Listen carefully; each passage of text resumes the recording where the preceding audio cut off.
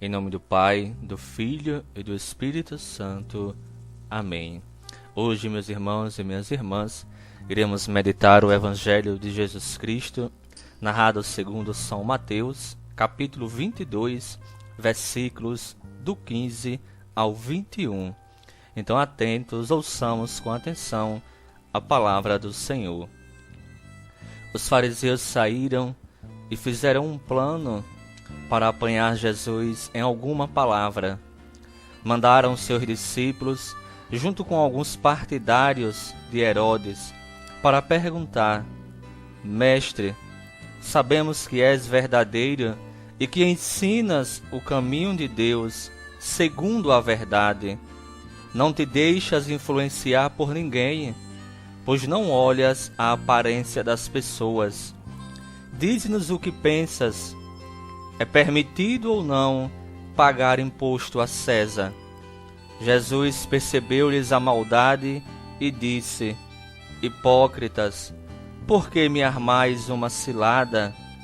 Mostrai-me a moeda do imposto. Apresentaram-lhe a moeda.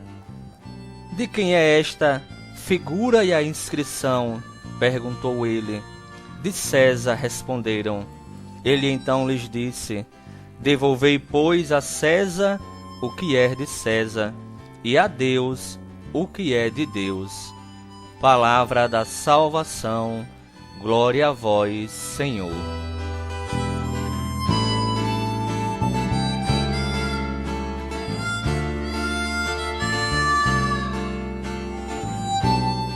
Então, amados irmãos e irmãs, o Evangelho de hoje vem justamente para cada um de nós, para que possamos também fazer esta reflexão em nossas vidas, onde Jesus nos convida a sermos justos e verdadeiros para com Ele, para com o seu reino, dar a Deus o que é de Deus e dar a César o que é de César. Então, neste Evangelho, Jesus percebe a maldade dos fariseus, o fermento que se encontra no coração dos fariseus, dos partidários de Herodes, onde os herodianos tentam armar uma cilada para apanhar Jesus em alguma resposta, em alguma palavra errada, onde eles, com o intuito do imposto, de pagar o imposto a César, procuram apanhar Jesus em alguma cilada, levando a moeda que tinha ali a figura e a inscrição do imperador César Augusto, o imperador romano. Eles queriam ver de que lado Jesus estava, de que lado, de que partido Jesus se encontrava. Pois se Jesus dissesse que estava do lado de César, Jesus estava assim sendo cúmplice, se tornando amigo de César. Se Jesus falasse que não era para pagar o imposto a César, ali naquele momento Jesus seria preso, porque estava indo contra o Império Romano. Mas Jesus, meus irmãos e minhas irmãs, de maneira muito sábia, Jesus dá uma resposta concreta para aqueles herodianos que foram ali ao seu encontro a pedido de Herodes. E Jesus, percebendo a maldade, a cilada que eles procuravam armar para Jesus, Jesus responde para eles: Hipócritas, por que me armais esta cilada? Mostrem-me a moeda do imposto. E quando eles apresentam ali que a figura é a imagem de César e a inscrição do próprio imperador, Jesus é muito claro para com aquele povo. Jesus disse: Devolvei, pois, a César o que é de César, e a Deus o que é de Deus. Então, meus amados irmãos e irmãs, Jesus desmascara ali naquele momento a cilada e dirige a atenção principalmente para Deus, porque muitos pagavam o imposto pessoal, o imposto romano, e muitos tinham privilégios, muitos se beneficiavam de privilégios, e muitos até deixavam de servir ao Deus verdadeiro para servir aos imperadores. E isso, meus irmãos, não é de Deus, porque a palavra de Deus é muito clara. Claro que nós devemos obediência às autoridades civis, como vem falar também na carta de São Paulo aos Romanos. Você também pode acompanhar aí em casa, pode abrir depois e ler Romanos capítulo 13, a partir do versículo 1. Vem falar das autoridades civis, que nós também estamos submetidos a essas autoridades, e que nenhuma autoridade, que nenhum poder foi dado a alguém que não tenha sido estabelecido por Deus. E nós temos também esse dever de pagar nossos impostos, pagar as taxas, pagar aquilo que é de nossa obrigação, assim como também o temor, o respeito também a Deus e a todos aqueles que estão à nossa volta, a todos aqueles que merecem também o nosso respeito. Mas Jesus chama a atenção, acima de tudo, para o Pai, para darmos a Deus o que é de Deus. Então, meus amados irmãos e irmãs, voltando também para o livro do profeta Malaquias, o último livro do Antigo Testamento, que também vem nos falar do dízimo, onde perguntavam para o Senhor: pode o ser humano enganar a Deus? Pois vós me enganastes e perguntais como foi que te enganamos.